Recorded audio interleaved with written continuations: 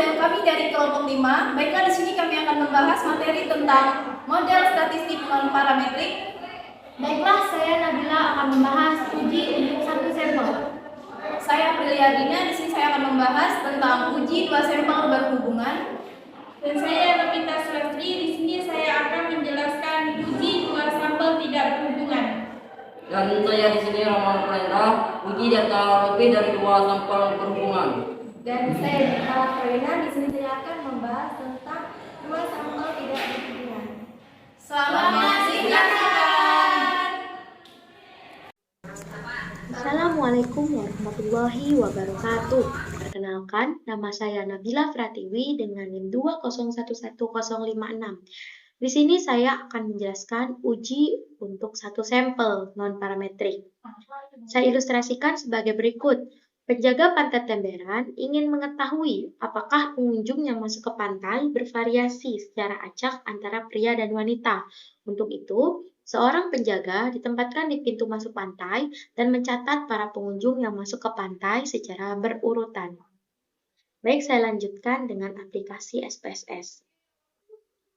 Di sini tertulis name-nya urutan gender, tipe numerik, label urutan gender yang masuk pantai, value-nya 1 pria dan 2 wanita,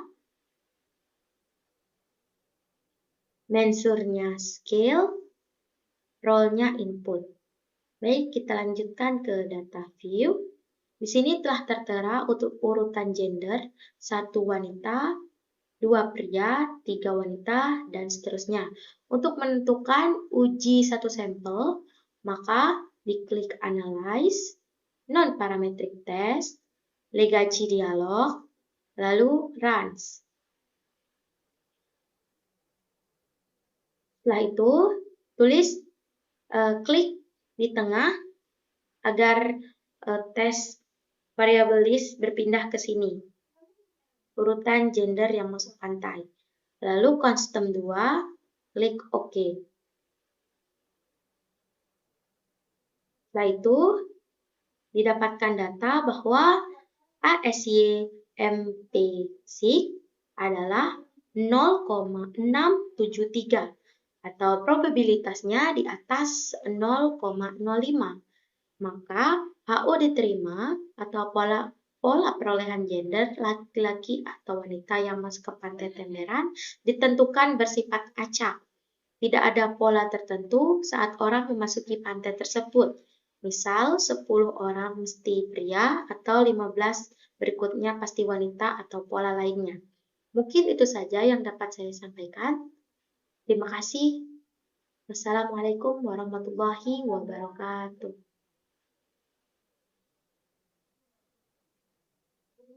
Assalamualaikum warahmatullahi wabarakatuh. Perkenalkan, nama saya Aprilia Ardina dengan NIM 2011057.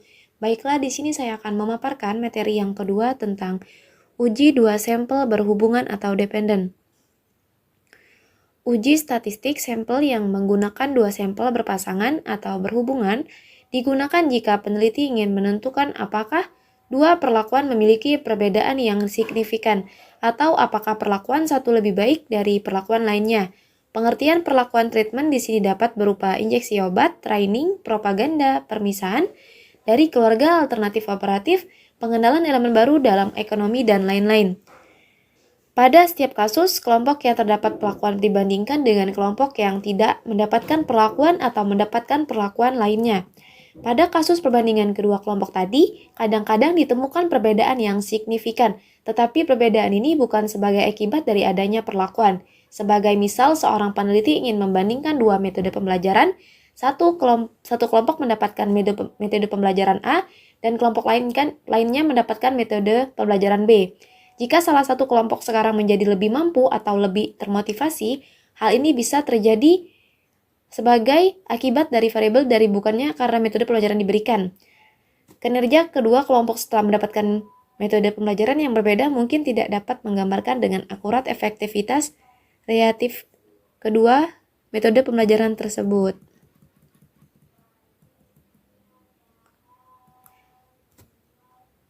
Dalam contoh kasus di atas, metode pembelajaran dilakukan dengan memilih Sejumlah pasangan mahasiswa, setiap pasangan terdiri dari 2 mahasiswa yang memiliki kemampuan dan motivasi yang sama. Salah satu anggota dari setiap pasangan dipilih secara random dan diberikan metode pembelajaran A dan partner pasangannya diberi metode pembelajaran B. Teknik statistik parametrik yang biasanya digunakan untuk menganalisis data dari 2 sampel berpasangan atau berhubungan adalah uji beda rata-rata t-test. Uji T mengasumsikan bahwa perbedaan skor secara independen terdapat dari distribusi normal yang berarti pengukuran variabel yang paling tidak skala interval. Kadang-kadang uji tidak tepat karena asumsinya tidak terpenuhi atau peneliti menemukan kondisi sebagai berikut. Yang pertama, asumsi uji T tidak dapat dipenuhi. Yang kedua, perbedaan di antara 2 pasangan tidak mencerminkan skor, tetapi sign atau tanda anggota salah satu pasangan lebih besar daripada anggota pasangan lainnya. Berapa lebih besar tersebut tidak diketahui. 3. Skor yang akan diuji berupa klasifikasi kedua anggota sampel berpasangan dapat menjawab dengan cara sama atau sama sekali berbeda sehingga tidak dapat dihubungkan satu sama lain. Oleh karena itu, dalam kondisi seperti ini, maka statistik yang digunakan atau yang sesuai adalah statistik non-parametrik dengan kasus 2 sampel berhubungan. Adapun uji statistik meliputi yang pertama MC-Nemer-Cheng test, yang kedua the Sykes test, 3 the Wilcoxon-Sykes rank test. Baiklah, mungkin itu saja yang dapat saya sampaikan. Jika ada kesalahan, saya mohon maaf. Wassalamualaikum warahmatullahi wabarakatuh.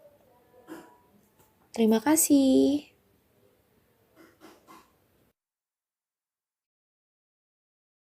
Assalamualaikum warahmatullahi wabarakatuh. Baiklah, di sini saya akan menjelaskan uji 2 sampel tidak berhubungan.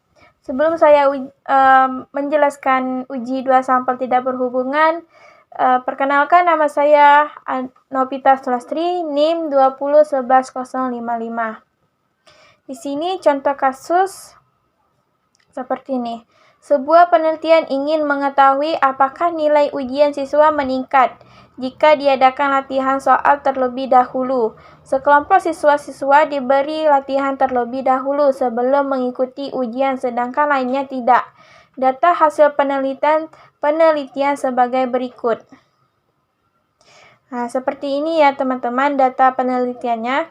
Di sini ada nilai, kemudian di sini ada kelompok. Kelompok di sini dibagi menjadi 2, yaitu 10 tanpa latihan dan 10 latihan.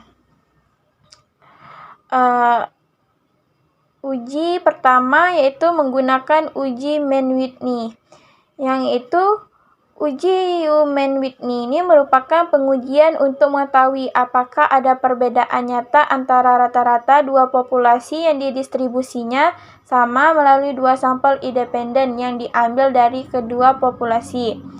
Uji ini merupakan uji yang digunakan untuk menguji 2 sampel independen dengan data ordinal. Untuk menguji Mann-Whitney, kita membuat data dulu ya di SPSS teman-teman. Kita ke variabel view.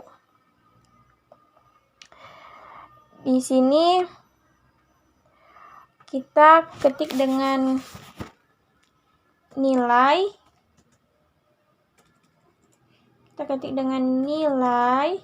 Habis itu kita pilih tipe.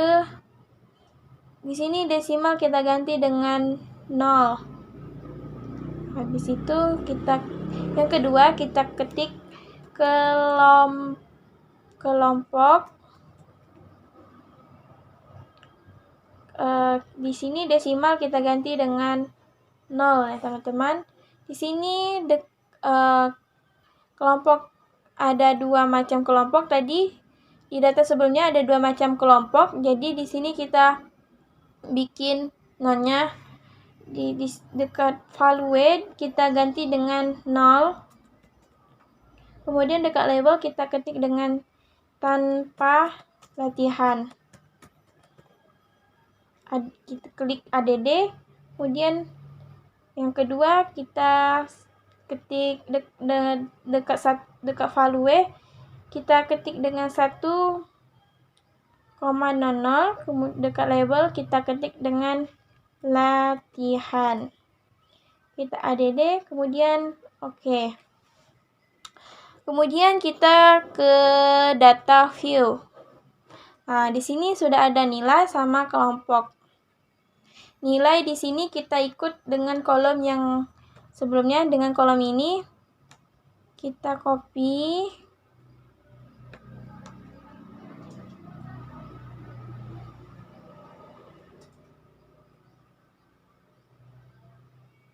Kemudian kita pastekan di sini.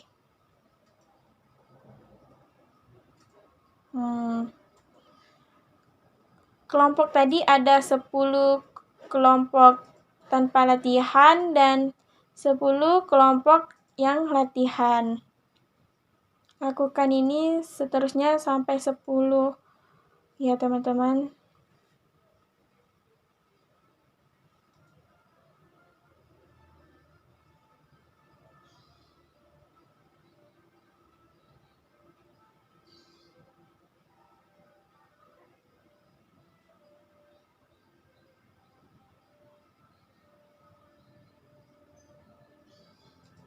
Kemudian dari 11 sampai 20-nya kita pilih latihan.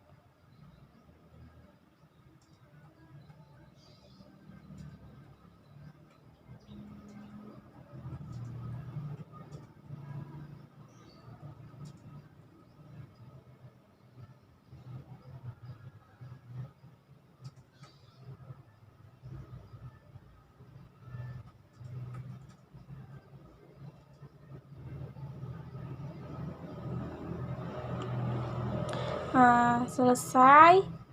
Kemudian untuk menguji Human Whitney tadi kita pilih di sini, kita pilih analis.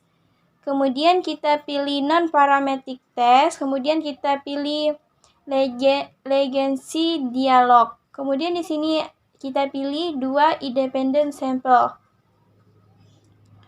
Kita klik. Di sini ada nilai sama ada kelompok. Nilai kita letakkan di test variable list. Kita klik tanda panah ini. Kemudian untuk kelompok kita letakkan di grouping variable. Kita klik tanda panah ini. Nah, di sini ada baca define group. Define group ini kita klik. Kemudian di sini ada grup 1 sama grup 2. Grup 1 kita isi dengan 0, kemudian grup 2 kita isi dengan 1. Continue. Kemudian kita pilih Man Whitney U. Jadi kita klik OK. Begini teman-teman. Di sini ada keterangan bahwa uji hipotesisnya HO sama dengan tidak ada perbedaan nilai ujian siswa antara yang diberi latihan dan yang tidak diberi latihan. Kemudian di sini ada H1, ada perbedaan nilai ujian siswa antara yang diberi latihan dan yang tidak diberi latihan. Dengan A sama dengan 0,05, daerah kritis. HO ditolak jika p-value-nya kurang dari 0,05. Maka di sini karena V-nya lebih dari 0, karena di sini V-nya 289 sama dengan 0,289 lebih dari 0,05, maka HO-nya gagal tolak. Sehingga tidak ada perbedaan nilai ujian siswa antara yang diberi latihan dan yang tidak diberi latihan. Kemudian kita uji yang kedua, yaitu uji Kolmogorov-Smirnov. Uji ini selain uji dengan uji Man Whitney, uji ini untuk mengetahui ada tidaknya perbedaan yang signifikan untuk 2 sampel. Yang independen juga bisa dilakukan dengan uji Kolmogorov-Smirnov. Untuk itu dibahas contoh kasus sama dengan uji Mann-Whitney terlebih dahulu, namun pengerjaannya dengan uji Kolmogorov-Smirnov. Berarti datanya sama dengan uji Mann-Whitney tadi ya. Ini ya teman-teman.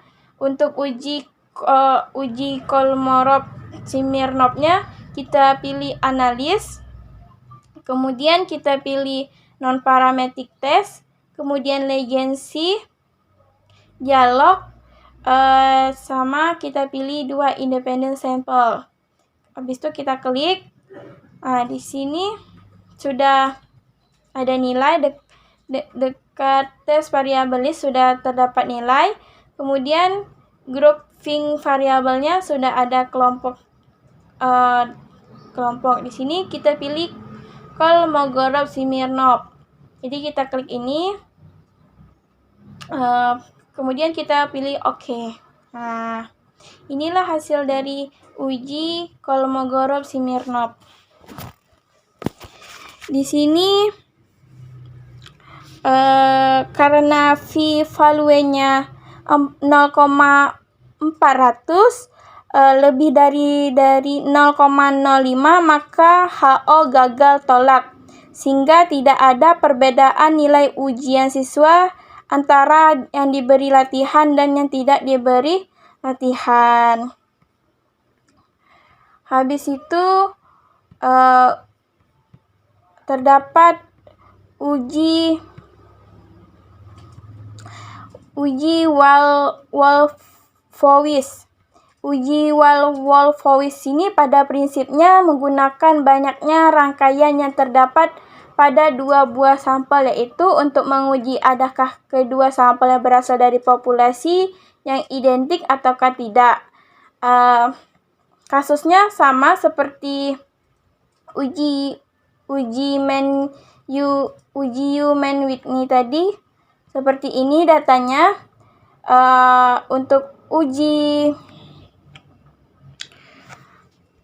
yang Wolfowitz tadi kita pilih analis, kemudian kita pilih non-parametric test, kemudian kita pilih legency, dialog,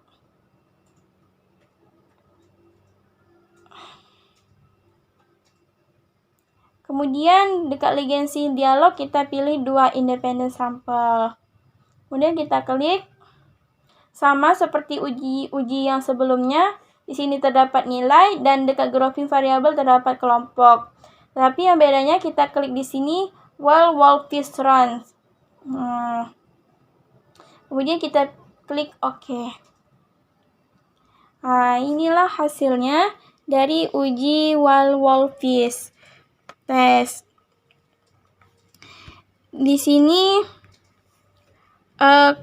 karena V-value-nya 0,414 dan 0,758 lebih dari 0,05 maka HO-nya gagal tolak, sehingga tidak ada perbedaan nilai ujian siswa antara yang diberi latihan dan tidak diberi latihan.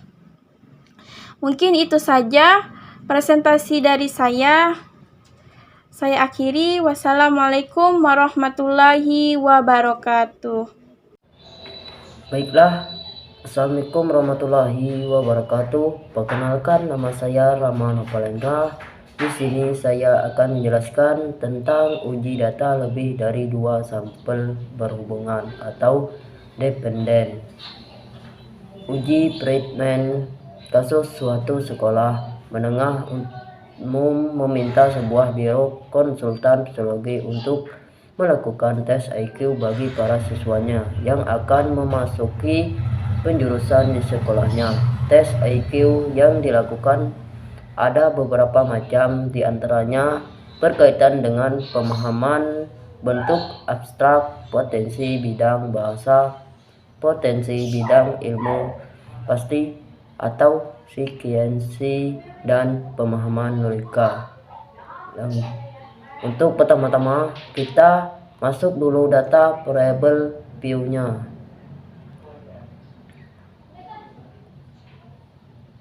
Setelah lengkap, lalu kita masuk pilih menu analisis, kemudian pilih menu non-parametric test. Dari serangkaian pilihan tes untuk non-parametric sesuai kasus, pilih K sampel related yang tampak di layar.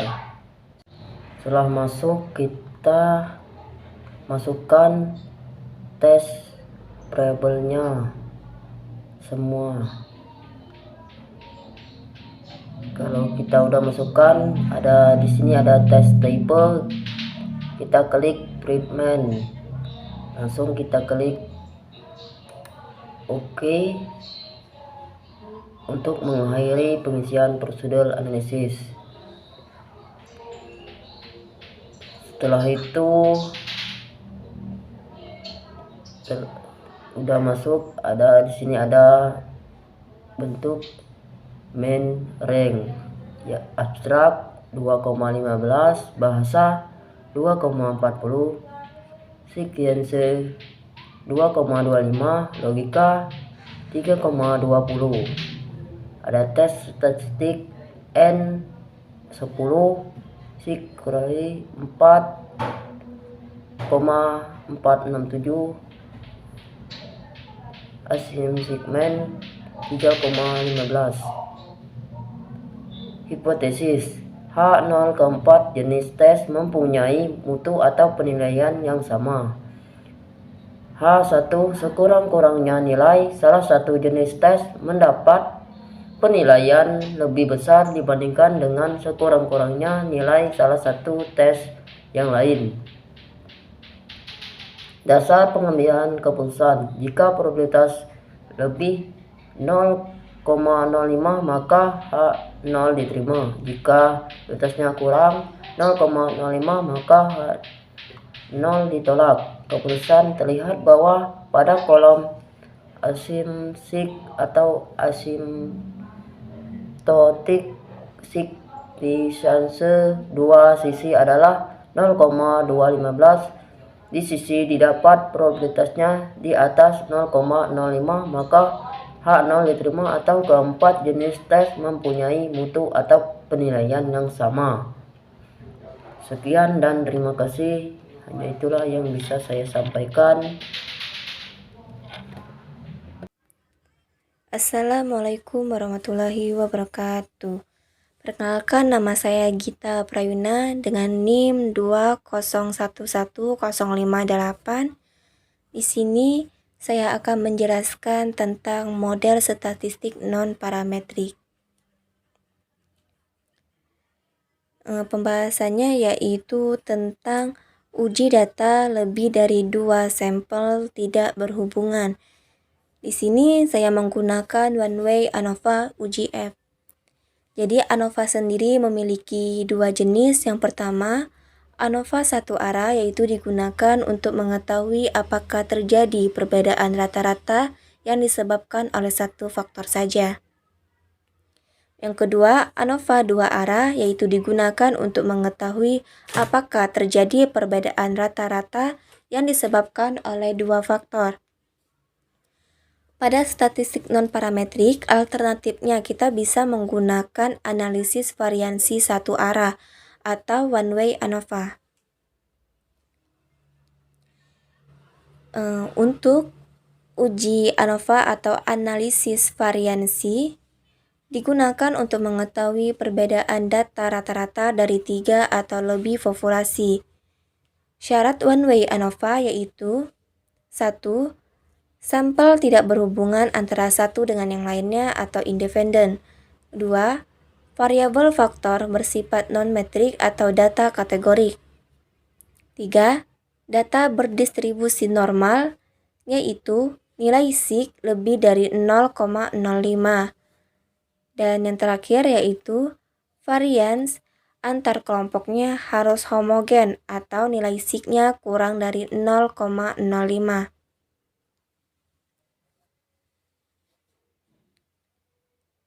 Jadi untuk contoh soalnya yaitu mencatat amalan Ramadan per 10 hari, lalu diuji. Nah, dari uji itu kita lihat apakah ada pengaruh keutamaan 10 hari pertama, 10 hari kedua, dan 10 hari terakhir terhadap amalan ibadah selama bulan Ramadan tersebut. Nah, amalannya yaitu tentang tadarusan Al-Quran dalam jumlah ayat. Untuk penyelesaiannya sendiri yaitu kita bisa menentukan hipotesis. Nah, mengenai soal yang tadi yaitu tentang amalan tadarusan Al-Quran dalam jumlah hitungan ayat yang dibaca oleh si A ini. Hipotesis yaitu HO tidak terdapat perbedaan rata-rata dalam amalan di 10 hari pertama, hari kedua, dan hari ketiga.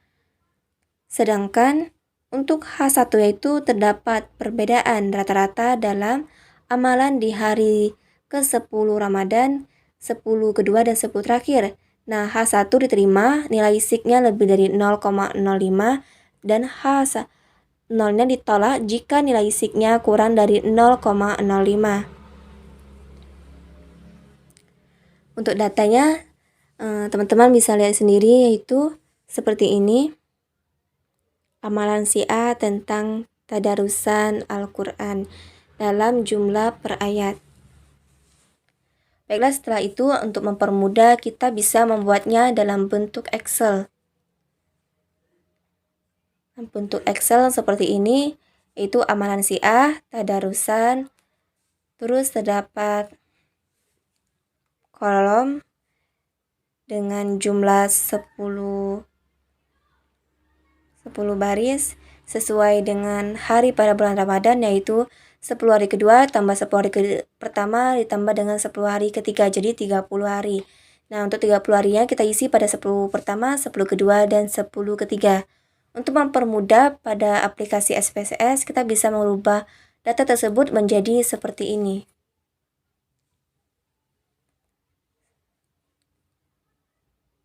Terus kita kasih keterangan.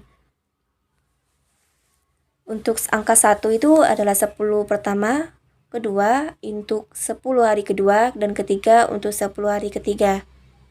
Jadi angka 1 ini yaitu menjelaskan tentang 10 hari pertama dari nomor urut 1 hingga nomor urut 10.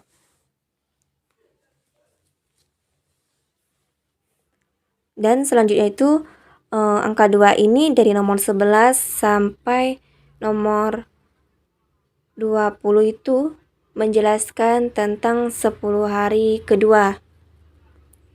Dan nomor urut 21 hingga 30 itu menjelaskan tentang 10 hari ketiga atau 10 hari terakhir. Baiklah, untuk langkah selanjutnya kita langsung ke aplikasi SPSS. Namun sebelum itu kita balik buka aplikasi SPSS.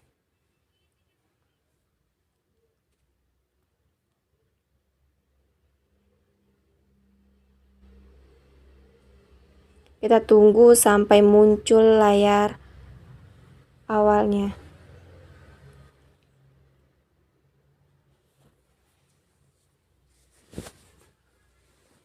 Jadi layar awalnya seperti ini. Nah, seperti ini yaitu pada variabel new.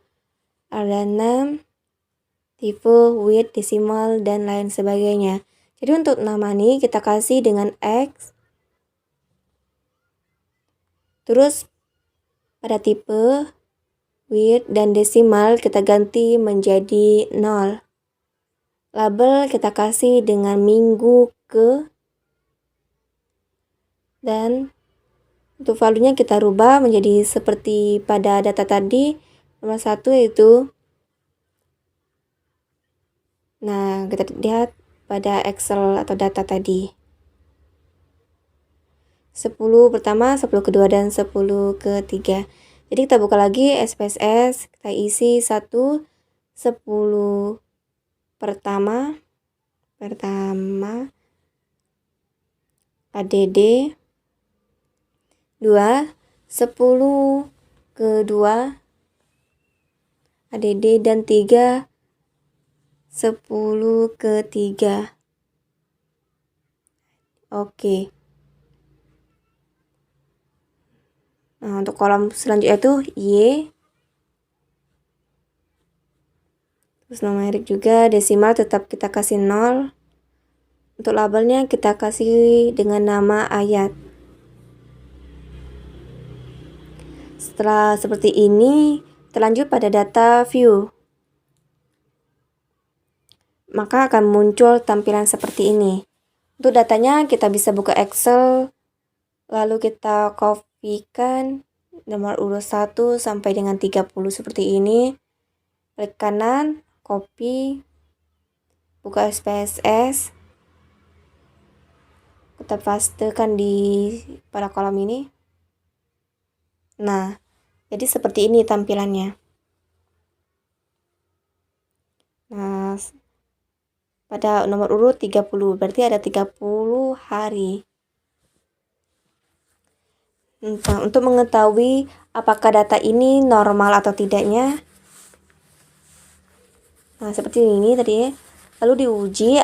Nah, terus kita ketahui apakah ada pengaruh ketambahan 10 hari pertama, 10 hari kedua, dan 10 hari ketiga terhadap amalan ibadah selama bulan Ramadan. Data seperti ini. Terus kita akan mengetahui apakah data ini normal atau tidak. Maka akan kita ketahui dengan cara klik analis, lalu statistik, lalu explore, lalu untuk minggu ke-nya kita kasih pada faktor, dan ayat kita kasih pada tersebut. Nah, terus plot, centang pada normality, continue, lalu oke.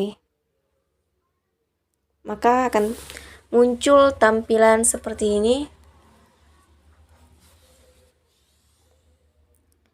Nah, muncul tampilan seperti ini. Untuk mengetahui apakah data ini normal atau tidak, maka bisa kita ketahui dengan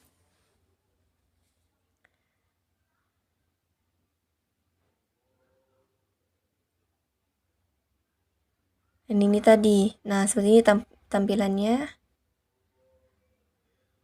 Nah, berhenti pada test of normality. Jadi itu ada huruf dan fill. Nah, jadi untuk yang ini itu dia apabila datanya itu lebih dari 50. Sedangkan ini tuh datanya kurang, ini lebih dari 50, sedangkan yang ini data itu kurang dari 50. Nah, sesuai yang kita lihat ini ada 10, maka datanya kurang dari 50. Kita akan menggunakan yang ini. Terus ada angka di sini, yaitu dimana jika kurang dari 0,05, sini ada 7,51 dan lain sebagainya, maka bisa kita simpulkan bahwa data tersebut itu normal.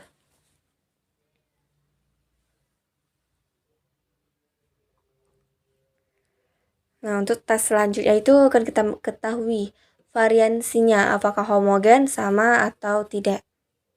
Karena syarat dari ANOVA one way ANOVA ini itu datanya itu bersifat homogen atau sama. Klik analis, terus kompartmen, lalu one way ANOVA. Sesuai yang tadi, itu minggu ke, kita klik pada faktor, ayat kita isi pada dependence, terus klikkan ini. Nah, di sini ada banyak tampilan. Untuk ini yaitu jika datanya lebih dari 50. Sedangkan ini kurang dari 50. Maka data kita kurang dari 50, kita akan kasih di sini. Kita kasih centang. Continue. Lalu oke. Nah, muncul tampilan seperti ini. Nah, pada ayat ini atau ANOVA,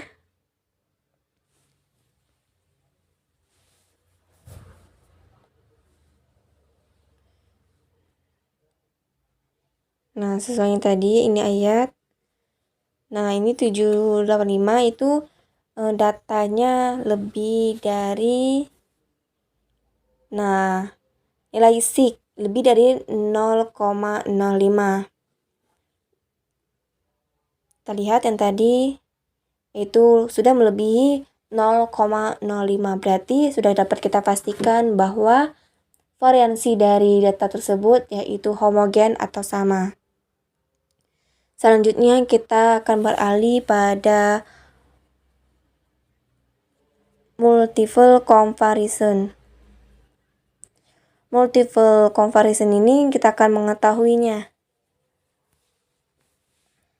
Apakah data tersebut itu pada 10 hari pertama, 10 hari kedua, dan 10 hari ketiga itu memiliki perbedaan sesuai dengan pertanyaan atau contoh kasus yang ingin kita uji tadi.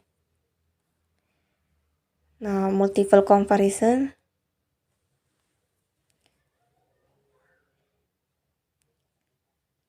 Tampilannya seperti ini. Seperti ini. Terus kita lihat, ini ada min pada beberapa angka. Sebelum angka itu terdapat minus, maka itu kita pastikan bahwa dia memiliki perbedaan. Nah, soalnya tadi yaitu, lalu kita uji. Nah, selanjutnya apakah ada pengaruh keutamaan 10 hari pertama, 10 hari kedua, dan 10 hari ketiga. Di sini sudah terdapat min pada beberapa angka. Jadi untuk 10 hari pertama itu tidak ada perbedaan. Untuk 10 hari kedua itu dia memiliki perbedaan. Dan pada 10 hari ketiga juga memiliki perbedaan. Jadi kita dapat kita simpulkan bahwa pada 10 hari kedua dan juga pada 10 hari ketiga itu memiliki perbedaan.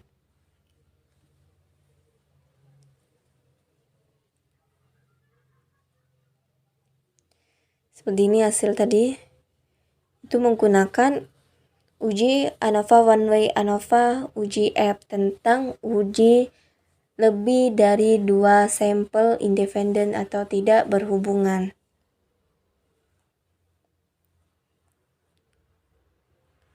Baik, hanya itu yang dapat saya sampaikan. Saya akhiri.